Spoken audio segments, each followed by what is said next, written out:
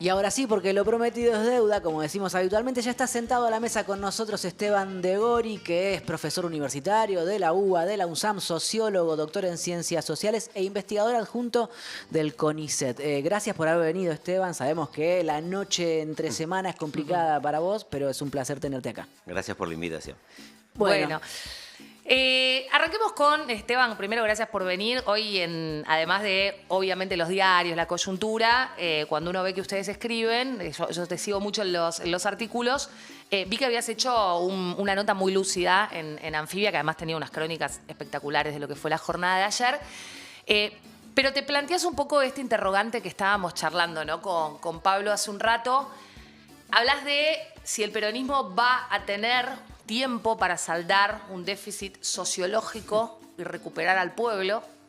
Y además es una pregunta que se profundiza y que se abre en este nuevo escenario que implica tener a Cristina Fernández de Kirchner fuera de la cancha. Y lo que quiero preguntarte en esta pregunta, que entiendo que es retórica y tendrá múltiples respuestas, es si estás en un lugar optimista o no en relación a esto. Bueno, a ver, me parece que ahí el peronismo lo que tiene que recalibrar es esta recurrencia que tiene de indicar todo el tiempo que representa al pueblo y que el pueblo siempre va a votar al peronismo. ¿Por qué lo tiene que recalibrar? Porque efectivamente pasaron cosas durante 20 años. Los trabajadores y trabajadoras dejaron de ser ese mundo de asalariados y asalariadas que conocíamos, que eran nuestros padres o inclusive nuestros primos mayores, y ahora efectivamente el mundo laboral y asalariado se ha modificado. Los vínculos sociales se han modificado, o sea, la gente puede tener sexo de manera virtual, presencial, o una serie de expresiones del deseo y opciones acerca del deseo y de las emociones que modifican la vida social. Y eso impacta en algún momento en la política a la hora de elegir, a la hora de mirarse con respecto al Estado. Y también hubo un desenganchamiento en los últimos 20 años de las promesas democráticas. O sea, esta idea de que la democracia de alguna manera venía más o menos a restablecer o reparar alguna de las necesidades o algunos de los deseos se fue también resquebrajando. Eso no solamente pasó en la Argentina, pasó en el mundo. Y me parece que el peronismo, en esta idea de pueblo, a la cual siempre es como el lugar donde es como la casa del peronismo. Dice, bueno, esta es mi casa. Pero es una casa que pasaron cosas. O sea, vos no te podés alojar siempre en el mismo lugar sabiendo que pasó la historia. Entonces, esa recurrencia, para mí, de decir que representan al pueblo y que el pueblo siempre va a votar al peronismo y que va a ser peronista, y un poco entra en crisis cuando parte de ese pueblo primero votó a María Eugenia Vidal en algún momento, pero después fue migrando a otras opciones políticas. Y opciones políticas de derecha, centroderecha o derecha radical como la que vemos hoy. Entonces, nos vamos a encontrar en las próximas elecciones en la provincia de Buenos Aires que una coalición de centroderecha o derecha radical, el mileísmo y el macrismo, van a ser votados inclusive por ese sector que el peronismo reclama como propio. Entonces la pregunta es, yo creo que el peronismo tiene que recalibrar eso que pasó y volver a pensar a quiénes representa, a quiénes quiere representar y quiénes son esas personas en términos reales, cuáles son sus emociones, cuáles son... Si vos ves en los últimos conflictos, el peronismo pudo captar poco de esa emocionalidad que apareció entre los médicos y residentes o médicas del Garraham, el tema de la salada, la gente que se quedó sin trabajo, los trabajadores que se quedaron, por ejemplo, fuera de la empresa Verónica. O sea, ahí hay un conjunto de padecimientos donde el peronismo dejó de linkear. Entonces, para mí tiene que volver, no es que digo yo, tiene que volver, pero digo, me parece que tiene que recalibrar eso que dice representar, porque en parte no es eso que está pensando. Hay otro disparador en la nota que a mí me inquieta bastante, incluso es el que le da título al artículo. Hablas de la orfandad. Yo me peleo bastante con la idea de orfandad en política. Vos señalás, sugerís que Cristina se quedó huérfana de alguna manera de los resortes o actores, sectores que se apalancan en el Estado y que la podrían haber cuidado y defendido frente a esta avanzada de la Corte Suprema o de los actores que la desgastaron desde el 15 para acá. ¿De verdad suponés que no hay todavía márgenes que Cristina pudiera retener o acumular? ¿O es tal vez que fallaron esos resortes que ella tenía dentro y fuera del Estado? Porque también el peronismo estuvo en el poder hasta hace 1 año y medio. Sí, eso está buenísimo. Lo que pasa es que en este caso para mí hay que hacer como 3 historias políticas, a ver si me acuerdo. Una, la historia política del peronismo con la justicia, y ahí con los jueces. Entonces vos ves de ahí una oscilación de un kirchnerismo que construye una alianza con determinados jueces y después se va peleando. Después arma justicia legítima, que va enemistando a la corporación.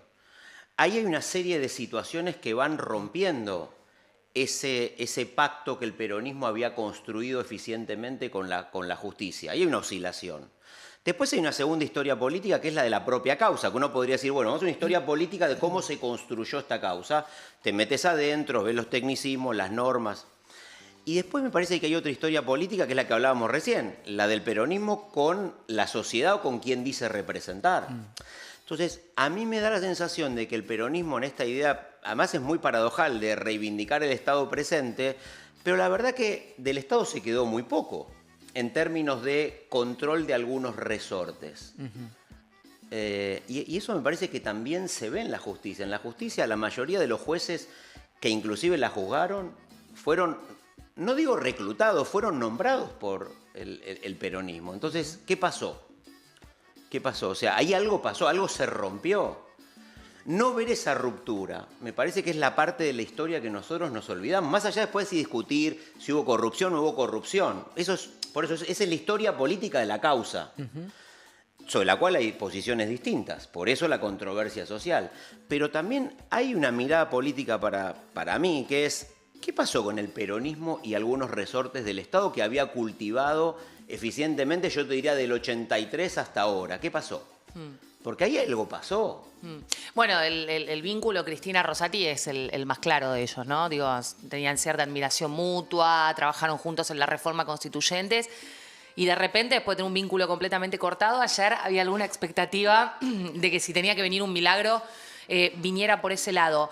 Ahora, me preguntaba yo, en este escenario donde la gente salió a la calle en las últimas horas ante la adversidad, ante el fallo, ante la posibilidad de la proscripción.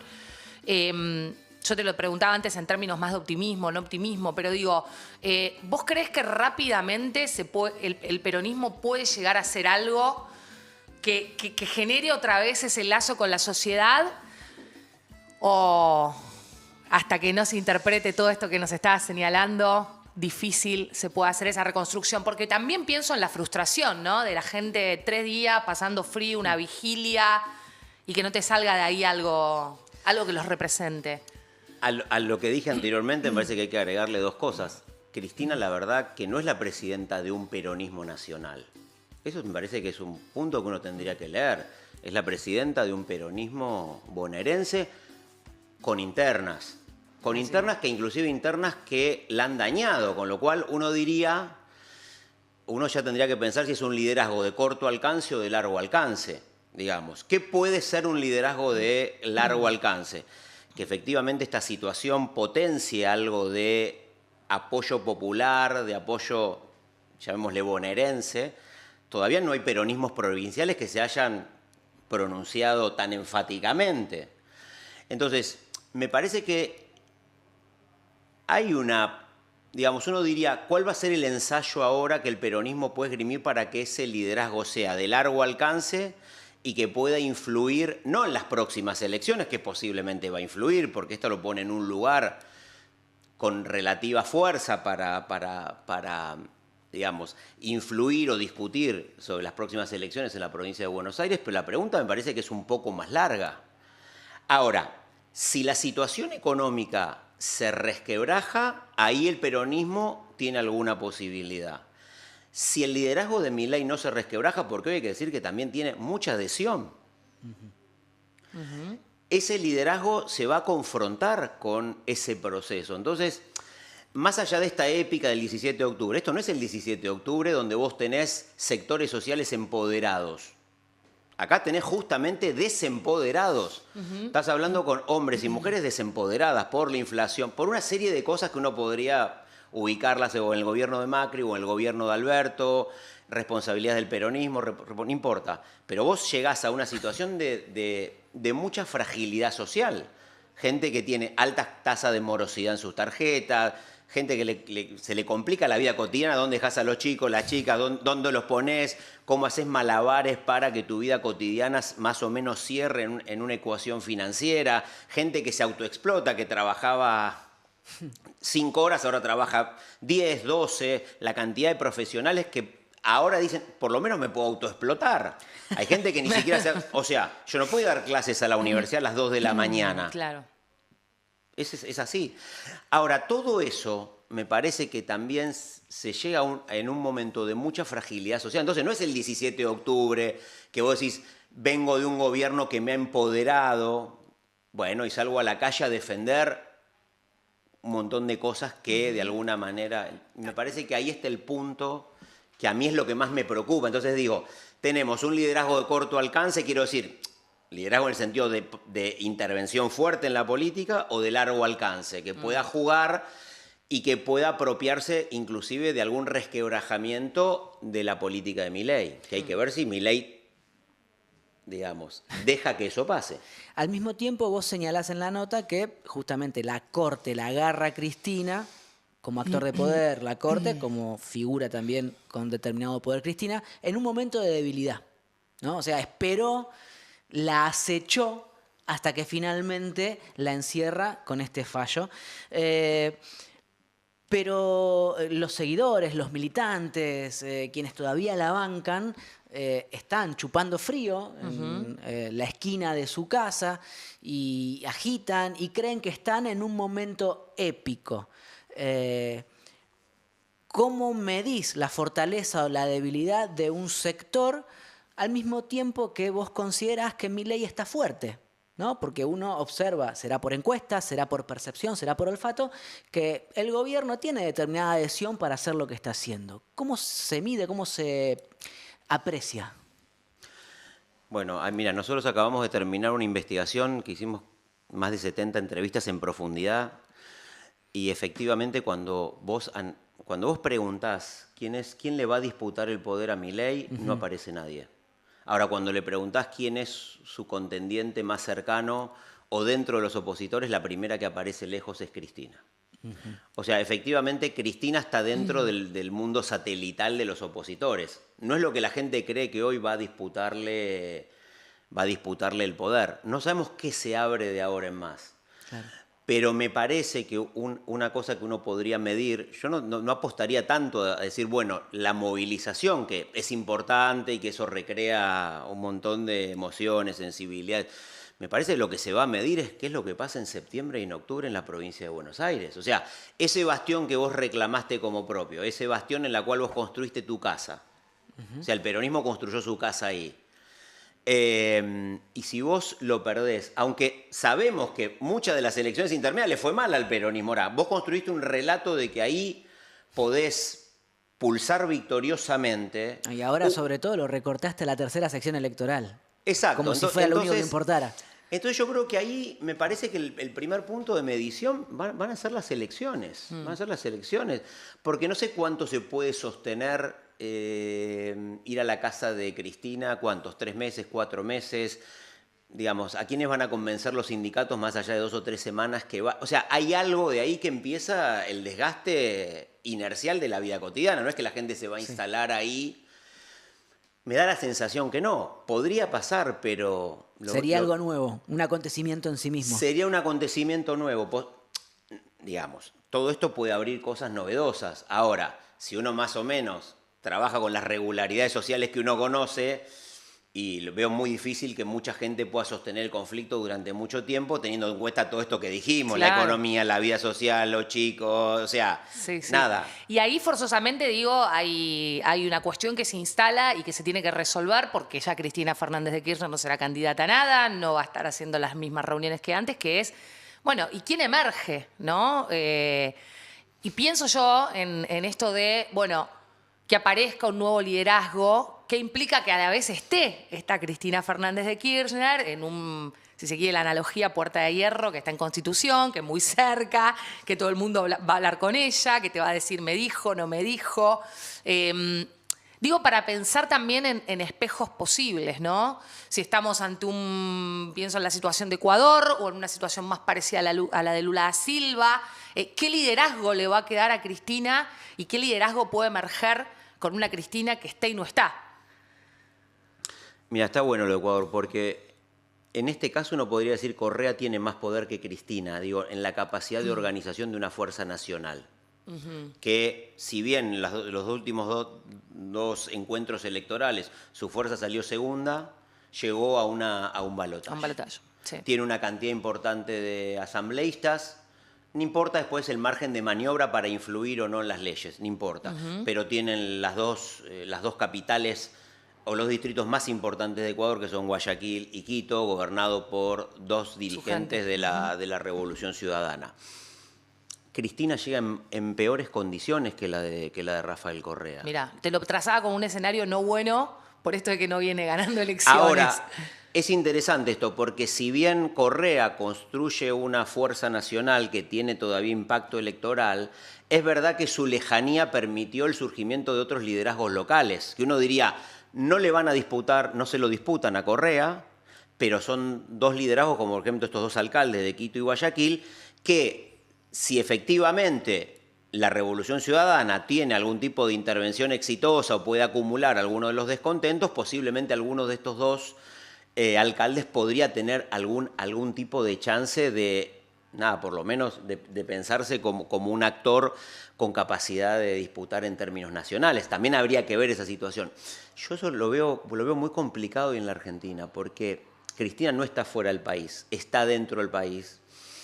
Me parece que va a pulsar muy fuerte para el cierre de lo que va a ser en septiembre y octubre. Hay que ver cómo el peronismo bonaerense lee la situación de Cristina, porque la podría leer de dos formas. O se desempoderó, o sea, no va a tener fuerza para discutir ningún consejo deliberante, o al revés. Claro. Vieron que ahora la pone en una posición de poder, por lo tanto, vamos a querer todos los concejales, vamos a querer discutir ciertas cosas. Entonces, me parece que ahí el peronismo también tiene que metabolizar cómo queda Cristina en este conflicto. Si tiene capacidad de... Eso también es otro indicador de fortaleza. Si va a tener la capacidad de discutir desde los consejos deliberantes hasta los diputados provinciales o los diputados o diputadas nacionales, o efectivamente alguien le va a decir, no, mirá, está presa. Esto... digamos, hacer una especie de cristinismo sin Cristina, para decirlo así rápidamente, ¿cierto? Tomando el guante de lo que viene proponiendo Cristina sobre esta especie de dicotomía entre la militancia electoral y la militancia política, más en el sentido integral de lo político, te pregunto por este déficit sociológico que vos enunciás en la nota, atribuyéndoselo al peronismo, por los cambios de los últimos 20 años, o sea, cambió el territorio, cambió el sujeto, cambiaron los sujetos y los actores sociales. Y Cristina viene hablando de una nueva estatalidad, Estado más eficiente. Al mismo tiempo, por acá pasó Martín Rodríguez hace un par de semanas y nos habló de desestatalizar al peronismo. Entonces te pregunto, te traslado también esta incertidumbre que nosotros tenemos respecto de este problema de la estatalización del peronismo, como si fuese una especie de bestia quieta, y este déficit sociológico. ¿Hay que volver a maridarlos al peronismo con la sociedad? ¿De qué forma? ¿Cómo se hace con la líder detenida, desgastada y que achicó su representación? ¿Cómo se hace con un gobernador bonaerense que discute ese liderazgo y es puteado por otros sectores? ¿Qué pasa ahí? Lo que pasa es que ahí el peronismo, como todos los grandes movimientos políticos de los años, no sé, de los años 40, 80, había construido un matrimonio social perfecto, que eran empresarios, trabajadores y mercado interno. Todo eso atravesado por dos grandes universos, intervencionismo económico y avances de derechos. Ese era el matrimonio social perfecto, que fue el del estado de bienestar. Claro. El peronismo construyó ahí... Era un trío igual. Sí, bueno. Pero funcionaba, ¿no? Pero Vos funcionaba, no era objetes. un trío que funcionaba y que tenía una estructuración donde el Estado podía pulsar sobre dos actores estructurados. Empresarios que se dedicaban a la producción y trabajadores y trabajadoras que se dedicaban al mundo salarial, a las ventajas que obtenían a través de sus luchas y de su producción, productividad, etcétera, y de acuerdos y desacuerdos, pero que en última instancia todo eso más o menos fluía en ese triángulo amoroso. Ese triángulo amoroso se desarmó. Pero se desarmó porque hubo una transformación de los empresarios y una transformación de los trabajadores y trabajadoras. Entonces, ahí es que el peronismo no se puede resituar. Entonces, te habla del Estado presente. Ahora, efectivamente, tiene que pensar en otro Estado. Por eso yo decía al principio, me parece que en vez de estar pensando en distintas modulaciones del Estado, tiene que pensar cómo llega a la sociedad. Cómo vuelve a ser, entre comillas, yo digo ahí al final, medio... no sé si provocativamente, y también lo pienso, como ser un partido del orden. ¿Qué quiere decir ser un partido del orden? El partido del orden quiere decir en un momento, nada, pensar, representar, interpretar esas emocionalidades que en algún momento le tenés que dar algún tipo de conducción.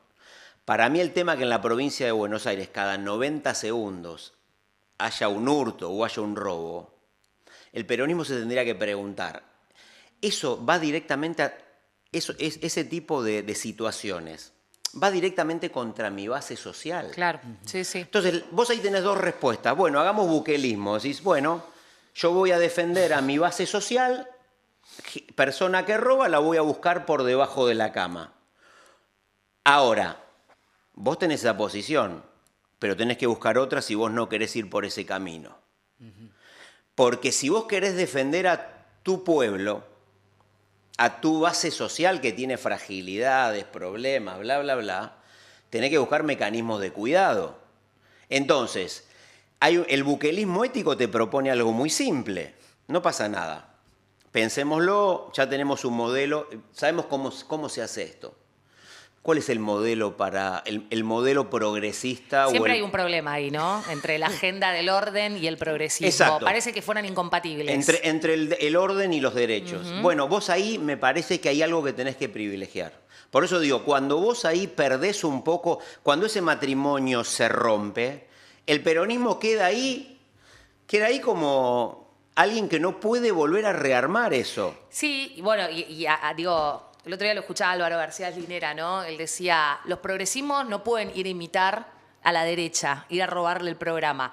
Pero acá también estamos hablando del peronismo, que tampoco es exactamente el progresismo, ¿no? Entonces, por momentos, cierta agenda un poco más conservadora no le ha quedado mal al peronismo, pero a la vez tampoco está ni ampliando su base, ni recuperando a la sociedad, ni nada.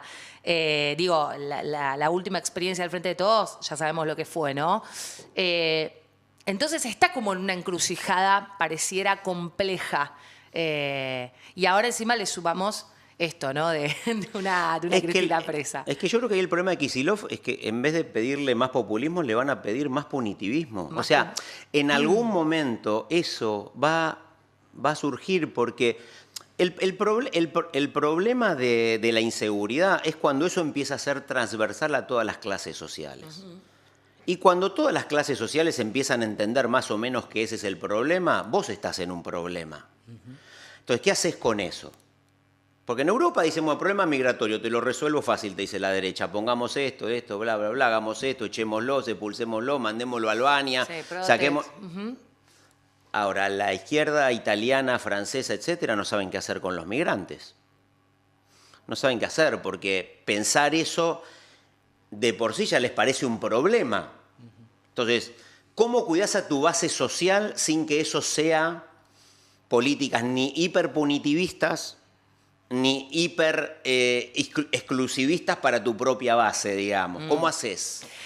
antes de que se le vuelva muy punitivista la agenda y de hacer una tiradita del juego que por lo menos... Yo había sugerido, digo, para mí hoy es un día en el que el juego se nos va a complicar, pero vamos a pasar un segundo por el Derpo Palusa. Pero antes digo, Axel Kicillof tiene un problema previo que es alguien le hizo creer que tenía que matar a la madre, ¿no? En términos medio freudianos. Y no queda muy bien parado, justo encima ahora, con este escenario. Digo, ¿era una lectura correcta esta de no podés ser un Alberto con tanta anticipación? Porque se suponía que su carrera era la de 2027, ni siquiera la de 2025. Lo que pasa es que yo creo que ahí me parece que los intendentes a los cuales me parece que Kicillof intenta representar o escuchar o no sé, me parece que tienen una mirada muy crítica acerca de lo que el peronismo dio hasta ahora. Y ahí entra la figura de Cristina. Porque me parece que en la provincia de Buenos Aires hay algo que tal vez aparece como algo residual, que es la mirada de los intendentes, que a vos te puede gustar o no, pero controlan territorios, más o menos saben lo que pasa. Y me parece que hay una evaluación de muchos intendentes peronistas que se hizo casi todo mal, que parte de eso que se hizo mal, algo de responsabilidad tiene Cristina, y le exigen al gobernador que frente a las elecciones arme una plataforma política donde el peronismo pueda lograr adhesiones que vayan más allá de lo que los intendentes o estos intendentes entienden como el voto kirchnerista puro, claro, digamos. ¿Cómo romper eso? Entonces, el gobernador ahí tiene un problema. O sea, me parece que hay algo de la dinámica propia de lo que vos querés representar. O sea, o sos el delegado de Cristina en el Poder Ejecutivo Provincial o sos el representante de los intendentes, para decirlo de esta manera. Y ahí me parece que él intenta caminar. Ahora, ese intentar caminar en algún momento o lleva un conflicto con los intendentes o lleva a un conflicto con Cristina. Entonces me parece que ahí es donde me aparece como un punto. Y además me parece que él, por su propia trayectoria política, está encerrado. O sea, él escapa de cualquier hasta buquelismo discursivo. Es decir, ¿se entiende? O sea, inclusive aunque quisiera hacerlo, no lo puede. Aunque eso le traería 4 o 5 votos más, tampoco lo va a hacer. Entonces, él también queda muy pegado al universo kirchnerista que construyó durante mucho tiempo. Entonces se encuentra, siendo parte de ese universo kirchnerista, peleándose o en tensiones con Cristina, y ahí está un problema. Ahora, lo que sí todos sabemos es que en algún momento, para que surja otro liderazgo, alguien tiene que desmantelar a quien conduce. Eso desde Maquiavelo hasta ahora es así. En el peronismo esas situaciones nunca fueron fáciles. Solamente tenemos que ver lo que pasó entre Cafiero y Menem, lo que después pasó entre Duhalde y Kirchner. Sí, sí. Bueno, entre Cámpora y Perón, sobre todo después del libro Conocer a Perón nos enteramos cómo había sido, ¿no? Entonces ahí me parece que tenés una situación muy compleja. Kicillof está en un lugar para mí muy complejo. No es que lo quiera salvar, pero él está en un lugar muy complejo donde también los intendentes le piden algo que él creo que no va a hacer, porque por su trayectoria política no va a entregar parte de algunos reclamos que los hacen los intendentes, como decir, bueno, a ver, hagamos un poco de, aunque sea de buquelismo discursivo, ¿cierto? Porque nuestra base nos los está pidiendo. Ahora sí, juguemos un cachito nomás para despedirnos. Dale. Al Derpo Palusa. El Derpo Palusa, Esteban, es la fiesta del poder. Para nosotros es un juego que inventamos en febrero cuando íbamos a arrancar este programa. Se trata de jugar a las cartas y a los dados para tratar de dejar la pregunta acerca de si en la política no talla también un cachito, un poquito o mucho el azar más allá de nuestras racionalidades, ¿no? Vos elegiste 3 cartas de apoyo. Acá las muestro. Mostralas, contanos por qué las elegiste, decinos cuáles son y por qué las elegiste. A ver, son... Bueno, la Casa Rosada, el peronismo y la CGT-CTA. Perfecto, muy bien. Estas clásico. Sí, un clásico. Está muy bastante bien. tradicional lo mío. Ahora Paula va a elegir las suyas. Sí. Mientras tanto, mientras Paula elige las tengo, suyas las que tengo. son nuestras, a ver cuáles Sí. elegiste. Estoy bastante obvia hoy. A ver, No pasa agarre. nada. Las universidades. Bien. Ah, bien. Sí, Me agarré la clase media. Ok. Está bien. Porque viste que la Sí. burguesía uno la necesita. Y a Twitter. Bueno, muy yo bien. diría que esto es peronismo versus radicalismo. Así lo digo, a lo bestia. Bien. Bueno, ahora lo que tenemos que elegir, y estas son al azar, sacá del medio, de donde vos quieras. Una. Tres. Ah, 3. Estas no nos las muestres. La Bueno, primera igual vez que me dicen radical, ¿sabes? era un chiste, Pau, no te ofendas. Sacá vos, a ver. A ver. Bien. La Bueno. tengo. Y ahora va a correr con ventaja Esteban, pero bueno, se dio así. Se dio así. Ahora vamos a sacar una carta de situación, ¿sí? La sacás vos para que... Cualquiera. Sí, la que vos Sí, quieras. ¿y qué Ahí hago? está. Esta sí la mostrás, la naranja. Esta sí. Decinos qué dice, a ver. Dice, cae la pobreza según el INDEC, Sí. alivio en el gobierno, desconcierto opositor. Ok, es un tema de agenda, netamente de agenda. Sí. Bueno, justamente la semana pasada se estuvo discutiendo mucho sobre pobreza circular en las facultades sociales a propósito de un informe del Gino Germani que daba cuenta de las estrategias de supervivencia en los hogares para zafar de la pobreza según, o medidas según ingresos, ¿no? Estamos todos para dar cátedra, ¿no? Uf, estamos tremendo. De esa, claro. Bueno, cae la pobreza según el INDEC, alivio en el gobierno, desconcierto opositor. ¿Qué iniciativa, qué cartita de las verdes jugarías, Nosotros Esteban? tenemos solo una. Ah, bueno. Tengo que agarrar dos más. Ahí. ¿Cuál jugarías, Esteban? Bueno, esta. ¿Qué dice qué? Armado de alianza electoral, la pongo ahí. Bueno, pertinente. ¿Y qué actor apostás? Porque si perdés a los dados con nosotros, vas a tener que entregarnos un actor. La Casa Rosada no la apuestes. No, esa no, porque eso no lo voy a entregar, pero sí vamos con el peronismo. Bueno, alguno la rifó, la Casa Rosada. Sí. Algunos sí. Alguno la rifó. Apuesta al peronismo. Sí. Nosotros vamos con la fundación de una consultora exitosa. Ok. Porque vamos a ver, vamos a hacer focus group, ¿no? A ver qué Sí, pasa. lo que viene haciendo él. Que hacemos por ahí unos manguitos. con Entrevistas lo- cualitativas. ¿Y qué actor jugamos, Bueno, Pau? y me juego... Jugá Twitter. No arriesgues la clase media ni las No, la universidades. clase media no la... Y bueno, dale, sí, pero con Twitter hoy... Bueno, Sí. pero lo viejo funciona. Digo, mirá Elon Musk. Bueno, está bien. Dejamos Twitter, te voy a hacer caso. Tirás los dados, si sacás más que nosotros, prevaleces. 10 puntos Buah. sacó Esteban. Va, A ver, A ver. ¿tirás vos? dale. Ella es la chica de la suerte. A ver. No, no es verdad. A ver. Sacó. ¡Atención! ¡Atención! ¡Ah! 9. No, perdimos Twitter, Pau. Perdimos Twitter. Vamos a jugar otra ronda más. Ilan Dale. está de fiesta.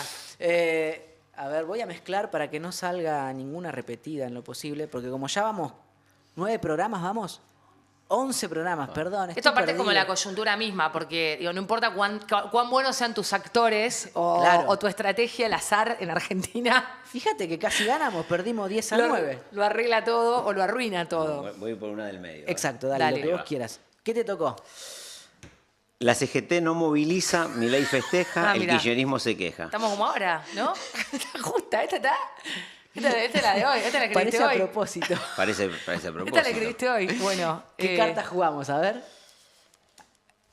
A ver, Esteban, ¿cuál que- de las verdes pones en consideración de los dados? Y pondría esta, renuncia a todo y se dispone a expresar la furia de los indignados sin red, ya que la Ahí está. CGT no participa, Bueno, los agitación. indignados sin red. Agitación en las calles. Vos, Pau, ¿cuál tenés para jugar? No, sí, tengo una que no tiene nada que ver y voy a jugar esta que habla de desarrollar una app para financiar la organización. Capaz con los Sí, bolsillos llenos, Correcto, Está muy bien.